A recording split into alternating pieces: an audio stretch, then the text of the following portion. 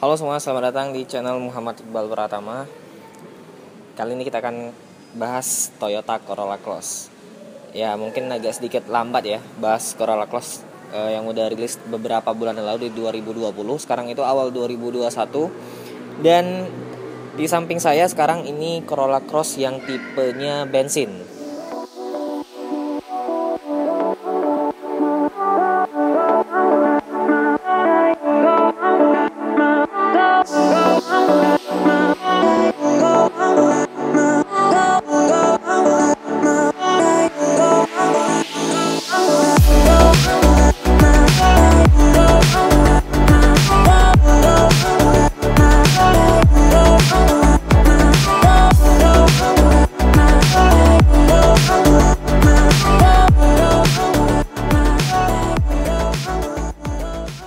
Indonesia itu kebagian Corolla Cross itu paling cepat sebenarnya. Salah satu negara yang paling cepat. Yang pertama itu adalah Thailand, yang kedua itu adalah Indonesia. Dan versi SUV seperti ini untuk Corolla itu baru diluncurkan Toyota baru-baru ini juga. Dan modelnya yang dimasukkan Indonesia juga cukup lengkap. Dia ada versi yang gasoline atau yang versi bensin seperti yang di samping saya, dan ada juga yang varian hybrid. Nah, ini sebenarnya kalau untuk bentuk SUV seperti ini, bentuknya itu gagah. Dimulai dari bentuk grill yang di bagian depan, ini bahasa desainnya itu sama seperti Toyota Global yang ada di Amerika seperti misalnya Toyota RAV4, atau juga yang versi-versi truknya seperti Toyota Tacoma atau Toyota Hilux yang model baru juga bentuk grillnya itu mirip seperti ini. Bentuk grillnya ini pakai satin chrome yang warnanya itu agak sedikit gelap, terus juga ada aksennya ini detailnya cukup bagus ya, kayak bentuk yang segi 6 seperti ini. Nah, bedanya kalau yang varian hybrid di logo Toyota itu ada biru-birunya. Jadi menandai mobil itu adalah versi yang hybrid. Untuk lampunya sendiri, walaupun ini tipe yang paling rendah karena hanya ada 2 tipe, tetap dikasih satu buah DRL yang cantik di bagian atas. Terus lampunya sudah menggunakan proyektor LED, low dan high beamnya juga. Dan untuk lampu sennya sama, dia LED di bagian sini, termasuk juga bagian fog lampnya di sini. Dia sudah menggunakan LED juga. Nah, seperti biasa untuk SUV, dia ada warna plastik berwarna hitam sampai ke fender, samping dan sebagainya tetap ada fender berwarna hitam. Yang menariknya adalah poinnya di sini. Toyota itu sebagai ATPM di Indonesia yang memasukkan mobil hybrid salah satu yang paling murah di Indonesia.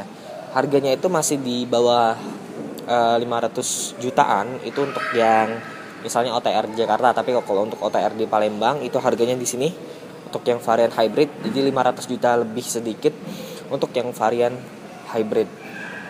Jadi itu termasuk mobil yang punya harga paling rendah untuk sebuah mobil hybrid. Nah, poin yang kedua adalah mobil ini menggunakan basis dari platform Toyota New Global Architecture atau TNGA. Platform tersebut juga digunakan di Toyota CHR dan ada juga di Corolla Altis, dan di Camry yang paling baru juga menggunakan TNGA. Lanjut ke bagian samping sini. Di bagian samping ini untuk velgnya dia menggunakan ukuran 18 inci yang cukup proper untuk sebuah SUV. Dan bagusnya lagi, ini bannya menggunakan Michelin. Michelinnya ini tipe yang untuk comfort ya. Jadi mengurangi road noise dan juga sebagai ban yang comfort oriented. Jadi mobil ini mengedepankan sebuah sistem suspensi dari TNG yang baru dan juga perpaduan dari ban yang memiliki kualitas yang baik. Ukurannya lebarnya ini 225 50 R18. Nah, di sini ada over fender berwarna hitam. Terus yang menariknya di sini spionnya ini enggak nyatu dengan pilar A, jadi dia itu kepisah di bagian pintu. Untuk kuncinya dia sudah menggunakan kunci keyless dari tipe yang paling rendah. Nah, bedanya dia seperti Toyota yang baru. Jadi untuk membuka pintunya tinggal di grab handle. spion juga otomatis terbuka. Biasanya kan kalau Toyota yang kebanyakan itu kalau spionnya auto detectable mirror, kita harus kontak on dulu baru spion terbuka. Jadi kalau ini kalau kita kunci atau kita buka, dia akan otomatis terlipat atau tertutup. Di bagian atas di sini terdapat sebuah roof rack dan sampai ke bagian belakang sini upper fendernya. Nah, hal yang menariknya adalah biasanya kan kalau chrome itu dibawa jendela ya sampai ke belakang, tapi ini ditaruhin sampai ke bagian siluet sini. Dan di sini juga ada emblem Corolla Cross. Nah, bicara soal emblem, di setiap bagian Corolla Cross ini ditaruh beberapa emblem yang cukup banyak ya. Termasuk juga di bagian sini, di bagian detail lampunya ada Corolla Cross, dan juga kalau kalian perhatiin dari bagian samping dari over fender depan sampai ke belakang itu kayak ada siluet Corollanya. Huruf C. Jadi kayak gitu. Jadi detailnya cukup bagus. Oke, sekarang kita coba bahas suspensi yang digunakan di mobil ini. Nah, untuk suspensi, dia di bagian depan itu menggunakan McPherson. Jadi sama seperti suspensi ala SUV 500 jutaan masih menggunakan McPherson. Jadi belum double wishbone di bagian depan. Kebanyakan juga mobil Eropa sama seperti itu. Tapi hal yang menariknya adalah biasanya kalau untuk Toyota TNGA itu menggunakan suspensi belakang double wishbone. Nah, di Corolla itu menggunakan suspensi torsion beam. Jadi kita lihat ke belakang. Nah, di belakang sini dia menggunakan suspensinya itu tipenya torsion beam. Kebanyakan kalau mobil yang sasisnya TNGA itu menggunakan double wishbone. Ini juga sebenarnya menurut saya ini mengurangi biaya produksi juga, karena untuk menekan harga yang sangat reasonable untuk sebuah mobil hybrid dan kualitas sasis yang baru dari Toyota, pengurangannya paling dari segi suspensinya. Dia masih menggunakan torsion beam. Tapi sebenarnya untuk torsion beam sendiri, karena mobil ini lebih mengejar seperti comfort oriented, penggunaannya itu seperti keluarga ya, yang lebih comfort, lebih lembut suspensinya. Penggunaan suspensi seperti ini nggak jadi masalah juga, karena penggunanya juga nggak terlalu ingin punya mobil yang bisa bermanuver lincah seperti misalnya Toyota CHR kan itu double wishbone. Pengendaliannya memang benar-benar agresif. Saya rasa untuk sistem suspensi torsion beam ini sudah cukup untuk sebuah Corolla Cross dan nggak menjadi kelemahan juga di mobil ini. Oke, sekarang di belakang. Nah, di belakang ini bentuknya itu sebenarnya cantik ya. Jadi lampunya itu mirip seperti Corolla Altis-nya.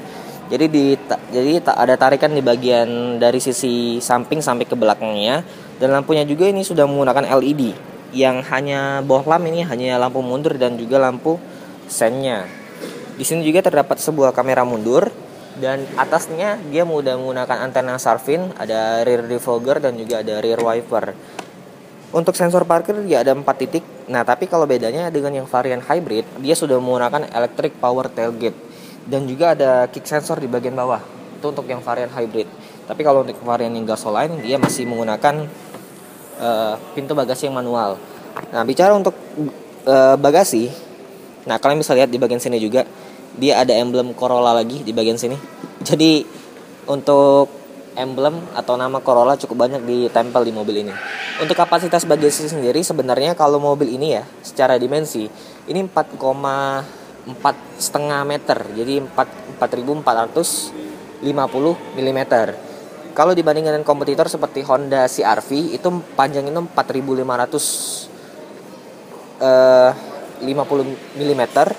Jadi ada selisih sedikit untuk secara dimensi, tapi kalau secara penampilan sih ini cukup sekelas sih kalau dibandingin dengan CR-V. Kapasitas bagasinya sendiri kalau di bagian sini dia cukup besar karena dia bukan yang 7-seater, dia 5-seater. Ini di bagian sini ada tray juga, tempat penyimpanan, dan lampunya ini lampu bagasi masih halogen dan ada hook di bagian kanan kirinya. Nah, di bagian sini juga dia ada tempat penyimpanan lagi untuk naruh ban serep dan juga toolkit di bagian bawah. Tapi ban serepnya ini tipenya space saver, jadi nggak secara sama dengan keempat ban yang digunakan. Untuk pelipatannya di bagian sini dia pelipatannya 60 dan 40. Tapi pelipatannya nggak rata lantai ya. Jadi masih ada gundukan di bagian sini. Tapi kalau untuk varian hybrid saya bisa maklum karena di bawah situ ada baterai yang gede.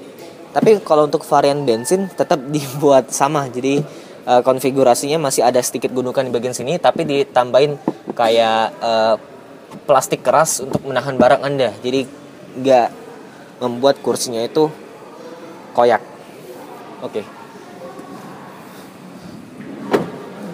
Oke, sekarang kita bahas mesinnya. Nah, mesinnya ini cukup menarik ya. Ini kap mesinnya berat, teman-teman. Jadi kalau untuk mobil Toyota yang baru-baru sekarang tuh kayak pakai sasis TNGA, itu materialnya udah meningkat sekali daripada yang kebanyakan Toyota baru-baru. Nah, ini wow. Ini ruang mesinnya gede, teman-teman. Jadi bonnetnya itu agak sedikit manjang ke depan. Jadi bagian sini tuh agak sedikit kosong ya di bagian sini. Jadi di bagian sini juga ada radiatornya cuma sampai bagian sini. Ke depan dia agak sedikit kosong. Nah, ini mesinnya untuk yang versi biasa, versi gasoline, dia kapasitasnya 1800 cc dengan tenaga 140 PS dan juga torsi 172 Nm. Tenaga tersebut disalurkan ke dua roda depan melalui sistem transmisi CVT. Dia nggak ada pilihan transmisi manual, jadi semuanya itu transmisi CVT. Dan ada satu lagi varian hybrid, dia mesinnya itu 1800 cc juga, tapi dengan teknologi Atkinson Cycle. Jadi tenaganya itu sedikit lebih kecil, dia cuma 99 PS dan torsinya itu 142 Nm. Dan dikombinasi dengan motor listrik juga. Motor listriknya itu bertenaga 72 PS dan torsinya itu 163 Nm.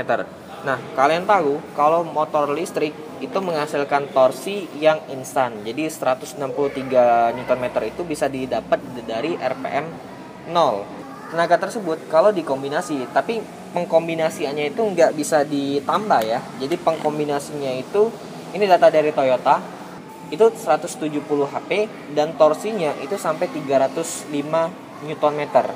Jadi torsi 300 Nm itu bisa didapat dari RPM rendah yang torsi 163 Nm-nya, dan ketika mobil itu berakselerasi jadi menghasilkan torsi 305 Nm. Sebenarnya torsi segede itu bisa membawa mobil ini kencang ya. Tapi sebenarnya hasil tes kebanyakan reviewer di Indonesia 0 sampai 100 km per jam untuk yang varian hybrid itu masih di angka 12 detikan. Jadi nggak terlalu kenceng-kenceng amat. Memang mobil yang hybrid itu mengejar efisiensi daripada power. Nah, untuk ruang mesin sebenarnya kalau untuk yang varian bensin ini harusnya ini dikasih cover di bagian sini. Ini kelihatan berantakan. Dan ruang mesin ini sudah dicat warna body, termasuk juga kap mesin dan juga ada peredamnya. Dan satu lagi info, untuk mobil Toyota yang menggunakan sasis TNGA itu dari segi suspensi dan juga peredam kabin ini lebih baik daripada kompetitornya. Kebanyakan reviewer di Indonesia bilang begitu karena kualitas bantingnya itu mirip-mirip seperti mobil-mobil premium dari Eropa seperti Mercedes-Benz atau BMW. Oke, sekarang kita coba kabin di baris keduanya ya. Nah, di baris kedua sini untuk bahan di door trim, dia bahannya untuk bagian atas dia soft touch, tapi soft touchnya nggak terlalu soft sampai ke sini, dan juga ada real stitching asli, jadi ada jahitan asli bagian sini. Untuk armrestnya sini kulit ya, tapi yang saya sayangkan adalah biasanya kan kalau mobil Toyota di bagian power window sini dikasih aksen black glossy, tapi ini hanya plastik hitam biasa, jadi kesannya itu agak sedikit murahan di bagian sini. Ada satu buah cup holder kayak mobil Calya ya, dan juga kayak CHR juga ada cup holder di sini, ada speaker. Oke, nah di sini nuansanya itu gelap hitam, jadi plafonnya ini berwarna hitam, terus juga untuk kursinya juga berwarna hitam. Untuk materialnya ini bagus ya, dia kulitnya ini cukup bagus, jadi empuk. Dan untuk sandarannya ini hanya bisa direbain satu kali lagi, jadi posisinya agak sedikit tegak kalau menurut saya, tapi lumayan rebah juga posisi kursinya. Di bagian tengah sini untuk seat belt dia bagusnya sudah terintegrasi dengan jok, dan di tengah sini dia ada akomodasi armrest dan ada dua buah cup holder. Nah, sayangnya kalau armrest ini ya, kalau tertutup seperti ini, kalau untuk bukanya agak sedikit susah. Jadi nggak disediain sabuk untuk narik armrest. Di bagian atas dia ada 2 buah lampu baca. Lampu bacanya ini masih halogen. Untuk handgripnya juga ada di keempat sisi pintu. Handgripnya model retract dan ada hook di sini untuk gantungan baju. Untuk seat back pocket sayangnya hanya ada di sisi penumpang depan kursinya. Di sini nggak ada seat back pocket. Tapi untuk ruang kaki masih bisa masuk ke bagian bawah, jadi masih aman. Dan di sini juga ada kisi-kisi AC nih, lumayan nih. Jadi AC-nya masih ikut dari depan tapi sayangnya, jadi nggak bisa kita atur untuk fan-nya atau suhunya, jadi nggak bisa diatur. Sayangnya lagi dia nggak ada colokan USB atau untuk ngecas di bagian belakang. Jadi penumpang belakang nggak dapat daya untuk charger gadgetnya. Oke, sekarang kita ke depan. Oke, sekarang kita udah di kabin bagian depan. Di sini kita hidupin dulu lampunya. Sayangnya ini lampunya masih halogen ya di bagian atas ini. Untuk door trim dia tetap sama, dia materialnya soft touch. Sampai sini dia soft touch, ada material kulit juga. Dan di bagian dashboard sini dia juga soft touch ya di bagian sini. Tapi sayangnya dia nggak kayak Corolla Altis, di sini dia hard plastik. Sampai sini dia hard plastik. Jadi semua material dashboard atas dia hard plastik. Nah, biasa ya dengan platform TNGA, jadi posisi mengemudinya juga ideal. Jadi ini kalian bisa atur joknya sampai serendah mungkin. Oke, ini saya atur paling rendah. Tapi untuk yang varian hybrid dia sudah elektrik untuk pengaturan joknya. Ini saya majuin dan agak sedikit tinggi dikit.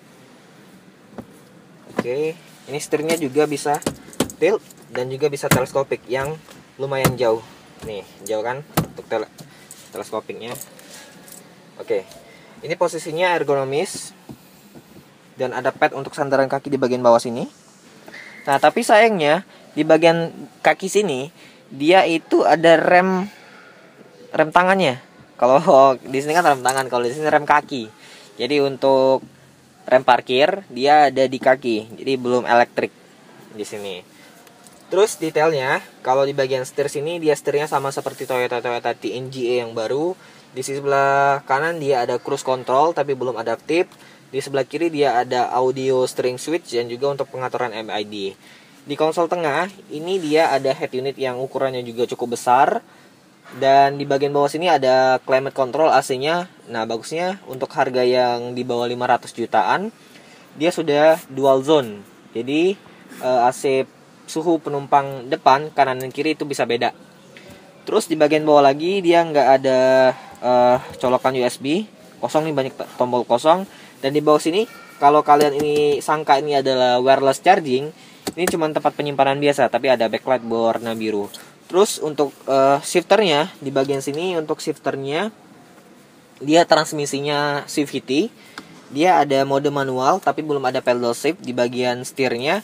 Dan di bagian sini dia ada stability control. Tapi kalau untuk yang varian hybrid dia ada tambahan fitur lagi seperti EV mode. EV mode itu adalah fitur kalian bisa berkendara tanpa menggunakan sedikit pun mesin bensinnya. Jadi pure dari motor listriknya saja. Terus di bagian belakang lagi dia ada 2 buah cup holder dan ada 1 buah armrest di bagian sini. Yang di bagian dalamnya ada 12 volt power outlet dan juga 1 USB port. Jadi USB itu hanya dari head unit 1 sama dari konsol tengah. Dan ini juga armrestnya bisa dimajuin. Jadi lumayan proper ya. Jadi kalau nyetir sambil pegang armrest juga bisa. Terus yang bagusnya lagi, untuk yang varian bensin itu nggak dikurangin nih di bagian atas.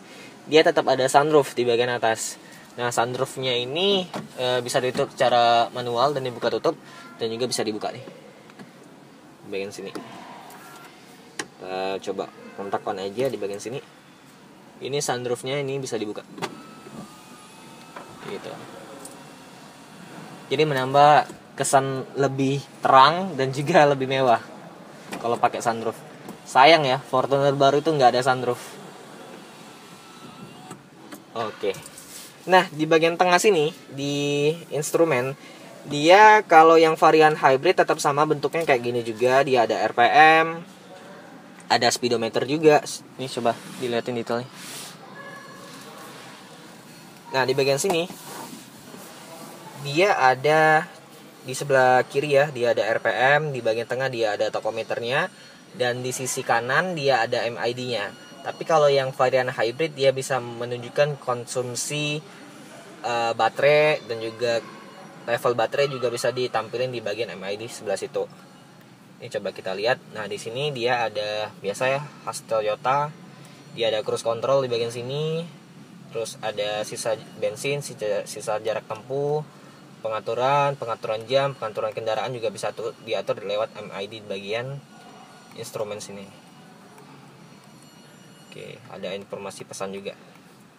Jadi bisa connect-in Bluetooth. Ini ada indikator eco dan juga ada speedometer digitalnya. Oke. MID-nya ini resolusinya cukup bagus. Jadi udah high definition juga. Nah, untuk lampu dia sudah auto, dan untuk wiper juga ada rain sensing-nya, jadi sudah auto juga. Terus juga AC-nya tadi yang sudah dual zone auto climate control. Tapi sayangnya untuk bagian spion tengah dia masih manual ya, DI night-nya, jadi belum ada kayak yang di Fortuner. Terus juga untuk sun visor-nya di bagian sini dia ada kaca dan juga ada lampu. Dan ada juga di bagian sini ada kaca dan juga ada lampu. Nah, di head unitnya di bagian sini, head unitnya ini dia mengawali head unit Toyota kekinian. Jadi dia ada tanggal untuk mengingatkan tanggal ganjil atau genap di bagian sini. Ini belum diatur tanggalnya. Terus juga head unitnya cukup besar, tapi sayangnya untuk head unit yang sudah terintegrasi bentuknya seperti ini, dia belum ada Apple CarPlay dan juga Android Auto. Tapi dia ada satu fitur yang nggak dipunyain di mobil apapun di dunia. Dia ada fitur NFC untuk cek saldo e-money. Jadi hanya untuk e-money ya. Jadi belum kayak misalnya BCA atau yang lainnya itu belum bisa dicek di sini. Tapi hanya untuk e-tol e-money. Terus juga fiturnya di bagian sini dia ada seperti apps-nya, ada connection My Toyota, notifikasi, voice comment, dan lain-lain. Kita lihat di sini biasanya kan kalau connection, nah ini ada Miracast sama ada yang SDL kayak ini. Ini pakai aplikasi tambahan. Include biasanya Android yang bisa kayak gitu. Bluetooth juga sudah ada. Medianya biasalah standar. Yang paling penting sih kalau untuk zaman sekarang itu harus ada Apple CarPlay dan juga Android Auto. Terus di bagian sisi kanan sini dia hanya ada satu tombol untuk pengaturan headlamp leveling. Nah, untuk yang sisi power windows ini dia ada untuk biasa untuk power window-nya. Di sisi driver dia sudah auto up and down, tapi untuk keempat jendela belum auto. Dan sayang lagi yang saya bilang di belakang tadi, untuk di keempat pintu di bagian sisi power window itu nggak dilapisin dengan bahan yang black glossy. Jadi kesannya itu agak sedikit murahan di bagian sini. Tapi overall secara tampilan dia itu simple, tertata rapi, penempatannya juga sangat mudah dijangkau, serta nuansanya itu modern dan juga sporty karena atapnya ini berwarna hitam. Secara keseluruhan saya suka untuk mobil-mobil Toyota yang menggunakan platform TNGA karena posisi mengemudi juga sangat ergonomis untuk sebuah SUV. Oke, kesimpulannya mobil ini worth it buat kalian beli sebagai pilihan baru di Indonesia. Karena sebenarnya untuk SUV yang sasisnya itu monokok di Indonesia itu didominasi oleh Honda CR-V dan juga Mazda CX-5. Dan Corolla Cross walaupun dimensinya agak sedikit kecil daripada kompetitor, dia menawarkan hal yang lebih. Seperti untuk yang varian hybridnya itu harganya masih rendah daripada CR-V yang prestis. Itu kalian akan ngerasain bahwa mobil itu tuh modern. Mobil itu nuansanya masa depan. Punya satu buah motor listrik dan juga satu buah motor bensin yang dipadukan secara harmoni menghasilkan konsumsi BBM yang sangat irit. Mobil itu kalau dites yang oleh channel YouTube lain itu bahkan bisa sampai 20 km per liter di rute dalam kota. Jadi itu bener-bener irit, bahkan lebih irit daripada mobil LCGC. Nah, untuk yang varian bensin ini adalah opsi buat teman-teman yang cari sebuah SUV yang ingin nuansanya itu mewah, harganya juga di bawah 500 jutaan, tapi tetap memiliki kualitas material yang cukup bagus serta kualitas berkendara khas Toyota TNGA. Oke, buat teman-teman yang lagi cari mobil Toyota, bisa kunjungin aja dealernya itu di Palembang, Tunas Autograha atau TAG. Tepatnya itu di Jalan Perintis Kemerdekaan nomor 8 Palembang, atau bisa kontak marketing yang ada di deskripsi di bawah. Terima kasih buat teman-teman yang udah nonton video ini dari awal sampai habis. Sampai jumpa di video selanjutnya. Jangan lupa untuk klik like, subscribe, dan juga komentar di bawah mengenai Toyota Corolla Cross. Bye-bye.